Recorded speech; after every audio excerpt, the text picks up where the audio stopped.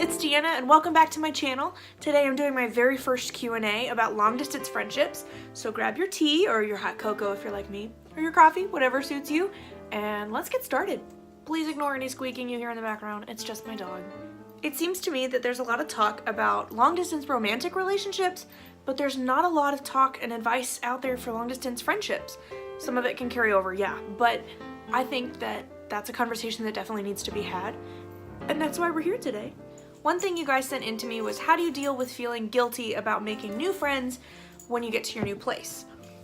And that's something that I've struggled with because, I know what it's like to feel like you're being replaced, and I don't ever want anybody to have that feeling. And so how do you deal with, making new friends without worrying about your friends back home or wherever they are?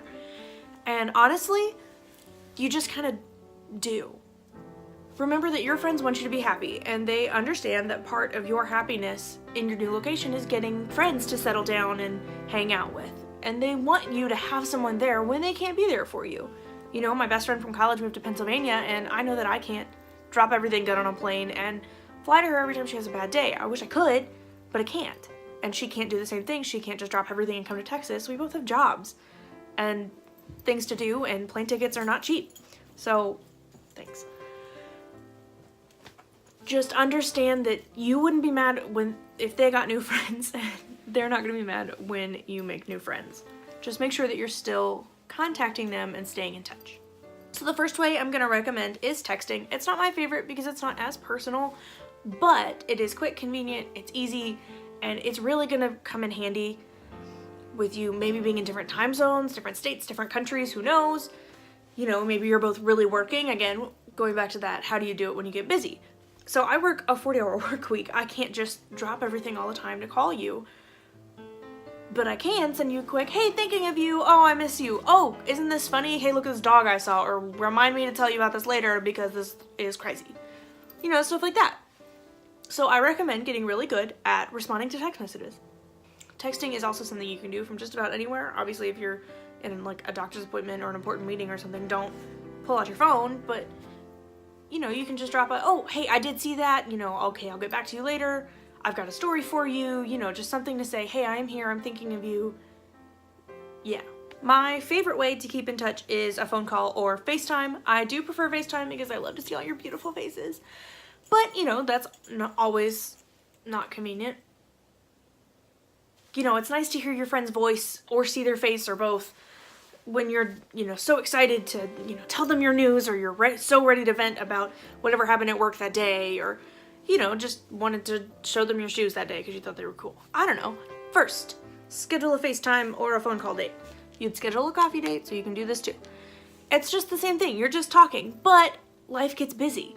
That's what my best friend and I have done. She's in England and I'm in Texas, so there's a 6-hour time difference. We both have jobs and families and things to do.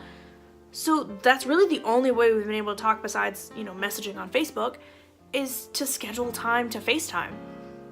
It's usually later for her, and we've had to start doing it on weekends since we both started working. But that's really taken a lot of the pressure off of, oh no, we haven't talked in a little bit. Are they moving on? Am I moving on? Are they mad at me? What did I do? All these questions that come up. That brings me to point number 2, and stay committed to your FaceTime talking dates. You do have to be flexible and understand that life does happen and people get busy. So you can just reschedule, and that's no problem. But be honest about it. Say, oh gosh, I know we said we were going to talk Thursday, but this came up and I can't. Can we reschedule? But when you ask to reschedule, don't just say, let's take a rain check. Give a rain check option. Like, I know we said Thursday, but can we do Friday or, Saturday or, Sunday morning, whatever it is. So that they know that you really are interested in talking to them and you're not just blowing them off. Also, staying committed can also, bring your bond closer, and it gives you something to look forward to every week or 2 weeks or whatever.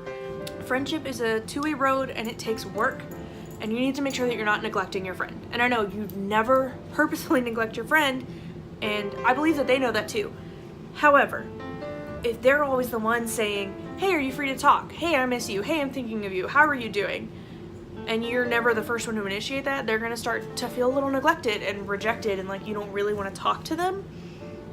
And if, you're always the one saying, oh, I'm busy, oh, I can't, oh, this came up, I'm too tired, and they understand, but eventually it's going to hurt their feelings, and they're not going to want to be the one to initiate anything anymore because they don't feel like you care.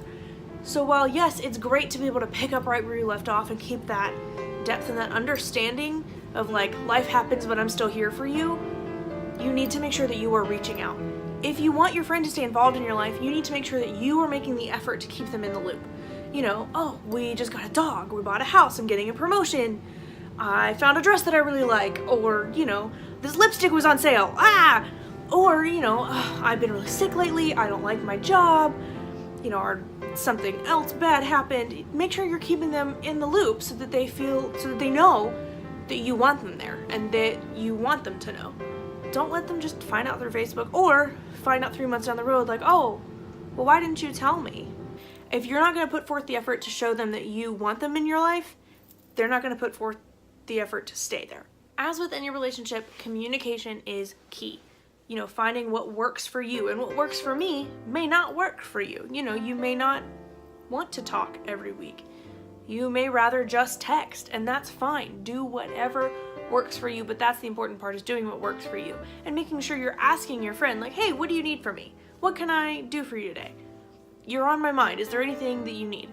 Something I like to do is send a fun card every now and then for their birthday or something, or if they've had a really rough time lately, I like to do what I call a sunshine box. It's just a little box, and you get yellow tissue paper and anything yellow, gold, whatever you can find that you think they would like. I generally do gold face masks and yellow nail polish, maybe some yellow candy, stuff like that, and a yellow card. And say, just thinking about you, hope your week gets better. Something like that. Well, thanks for watching, guys. I hope you enjoyed it, and I hope it was helpful to you. I would love to hear your comments and your stories about what you do or what works for you, or if you have more questions, feel free to send them my way. You can comment on my Instagram or my YouTube. You can also send me a private message on Instagram. Totally open to that. Make sure you hit that subscribe and that like button as well, and I will see you next week. Bye, guys.